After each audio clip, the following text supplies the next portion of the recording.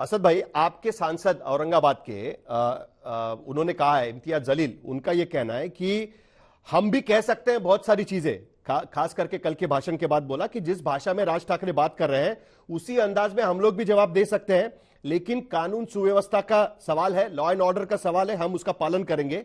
उसके साथ आगे वो ये भी कह रहे हैं कि सरकार को सर्वोच्च न्यायालय के आदेश के मुताबिक निर्णय लेना चाहिए। वो लाउडस्पीकर की बात शायद कर रहे हैं क्योंकि इसके मामले में महाराष्ट्र सरकार ने एक ऑल पार्टी मीटिंग बुलाई थी जिसमें आपके पार्टी के नुमाइंदे भी गए थे और वहां पर जाकर उन्होंने कहा कि हम लाउडस्पीकर नहीं निकालेंगे, लेकिन सुप्रीम कोर्ट का आदेश का पालन भी होना चाहिए। तो एक तरफ आपकी भूमिका रहेगी कि लाउडस्पीकर नहीं उतारेंगे और दूसरी तरफ सुप्रीम कोर्ट का जो आदेश है, जो ऑडियो लेवल्स कम करने को लेकर है या जो ध्वनि प्रदूषण को लेकर है, उसका पालन किस तरीके से होगा। राज ठाकरे मुद्दा ही इसीलिए मिल रहे हैं क्योंकि आपकी तरफ से उसको मुद्दा दिया जा रहा है। वो ये कह रहे हैं कि अगर लाउडस्पीकर उतारे तो ये मुद्दा ही नहीं रहेगा। तो क्या इस पर एमआईएम की भूमिका क्या रहेगी और आने वाले समय में इसको लेकर कानून सुव्यवस्था का सवाल महाराष्ट्र में खड़ा होगा क्या? अरे भाई, ये होते कौन है?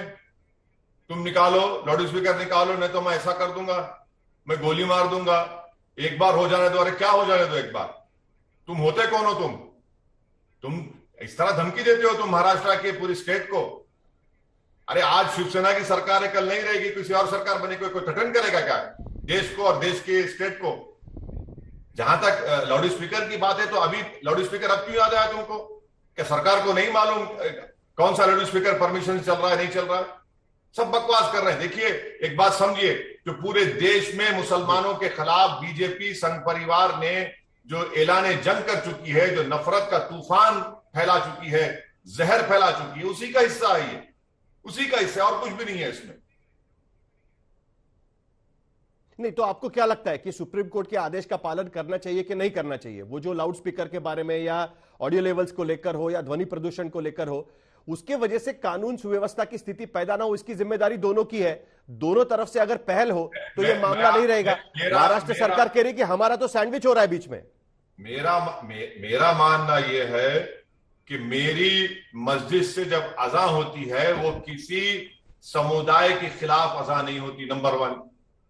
और दूसरी बात यह है कि मेरी अज़ान देना मेरा रिलीजन का हिस्सा है, मैं अज़ान देता हूं। तीसरी बात यह है कि क्या मैं किसी के घर के सामने या किसी के इबादत गाह के सामने लाउडस्पीकर लगा के अज़ान दे रहा हूं, या मैं कह रहा हूं लगाओ?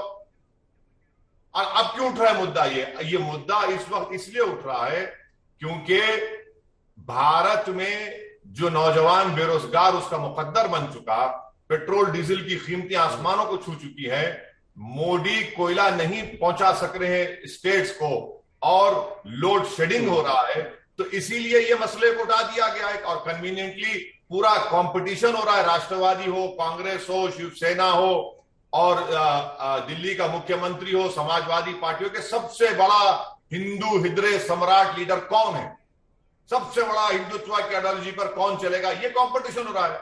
और इसी कंपटीशन में आप देख रहे हैं कि जब मुसलमानों के खिलाफ कोई बात की जाती है, मुसलमानों को बेइज्जत किया जाता है, मस्जिदों के सामने तलवारें लहराई जाती हैं, तो सबके सब गूंगे बन जाते हैं। यही कंपटीशन हो रहा है आज। लेकिन मुद्दा यह भी उठता है कि जो आप सही कह रहे हैं कि अजान देना आपका धार्मिक अधिकार है, लेकिन उसके लिए लाउडस्पीकर इस्तेमाल करना आपका अधिकार है कि नहीं, इस पर सवाल उठा रहे हैं। वो कह रहे हैं कि जब हम लोग लाउडस्पीकर लगाते हैं तो सरकार उस पर कार्रवाई कर लेती है, हम पर एक नियम लगा दिया जाता है कि 10 बजे के बाद लाउडस्पीकर आप नहीं चला सकते, कि कुछ दिनों तक 12 बजे के बाद नहीं चला सकते, कि कोई त्योहार है तो हम समझ सकते हैं। मैं आपको सिर्फ कोट कर रहा हूं जो राज ठाकरे कह रहे हैं, लेकिन 365 दिन हर रोज 5 बार इस तरीके से लाउडस्पीकर से नमाज पढ़ना या अजान करना, यह बात कहीं ना कहीं ध्वनि प्रदूषण पैदा करती है और जो हमें मंजूर नहीं है। अगर उनको मंजूर है तो हमें भी उसकी इजाजत देनी चाहिए, इस तरीके की बात वो रख रहे हैं। अरे भाई, आपको अगर पुकारना है तो पुकार लो ना, आपको कौन रोक रहा है? आप लगाओ अपना लाउडस्पीकर लगा के, जो पुकारना है तो तुम पुकार कर गए ना। कल तो तुम पूरा औरंगाबाद के, पूरे महाराष्ट्र के एटमॉस्फेयर को पोल्यूट करने की कोशिश की तुमने, कम्युनल पोल्यूशन तुमने पैदा कर दिया। उसके ऊपर क्या करेंगे? और मैं तो आपको एक हिंदू अखबार की रिपोर्ट का हवाला दे रहा हूं कि महाराष्ट्र के किसी एक गांव में वहां के मंदिर और मस्जिद के लोगों ने कहा कि हम नहीं हटाएंगे, हमको कोई आपत्ति नहीं है, ना मस्जिद की अजान से है, और मुसलमानों ने कहा कि मंदिर से जो आवाज आती है हमको कोई उससे आपत्ति नहीं है। ये मुल्क का भाईचारगी है। ये एक multi cultural multi religious country है। बीजेपी और मुसलमानों से और इस प्लुरलिज्म से नफरत करने वाले चाहते हैं कि इस देश की कल्चरलिज्म को, प्लुरलिज्म को हमेशा के लिए निस्तो नाबूद करके रख दिया जाए। वो भारत के लिए बड़ा ही काला दिन होगा जिस दिन अगर ऐसा होगा तो। असद भाई, लेकिन मैंने आपकी प्रेस कॉन्फ्रेंस सुनी जब आप औरंगाबाद गए थे इफ्तार के लिए। आपने उसमें यह कहा कि अगर मुस्लिम युवा इसके वजह से रेडिकलाइज होते हैं तो उसमें देश का नुकसान होगा। क्या ये दूसरे तरीके से धमकी, एक तरफ राज ठाकरे धमकी देते हैं कि नहीं हटेंगे तो हम देख लेंगे और एक बार हो जाने दीजिए, दूसरी तरफ आप कह रहे हैं कि ऐसा करेंगे तो रेडिकलाइज हो जाएंगे और उसके लिए देश का नुकसान हो जाएगा। क्या ये धमकी वॉर होगा महाराष्ट्र में आप इसके बाद, या कहीं ना कहीं सुलह सफाई के जिस तरीके से आपने गांव का एग्जांपल दिया, नांदेड़ में वो गांव है जिसका रिपोर्ट भी हमने किया हुआ है, क्या उस तरीके से एक साथ बैठकर एक साथ बात करके इस मामले को सुलझाया जाएगा? मैं आपने जो बात कही बिल्कुल गलत कही, आपको करेक्ट करना चाहिए जी। मैंने प्रेस कॉन्फ्रेंस में जनाब श्याम शरण साहब के उस आर्टिकल का हवाला दिया जो हमारे देश के फॉरेन सेक्रेटरी और एनएसए लेवल पर रह चुके हैं, जिनके पास देश के बहुत बड़े सीक्रेट्स हैं, जिन्होंने इस देश के लिए बड़ी खिदमत की। उस श्याम शरण साहब ने अपने आर्टिकल में कहा कि अगर भारत के 14-15 करोड़ मुसलमानों में मुट्ठी भर लोग अगर रेडिकलाइज हो जाएंगे तो सिक्योरिटी का प्रॉब्लम होगा।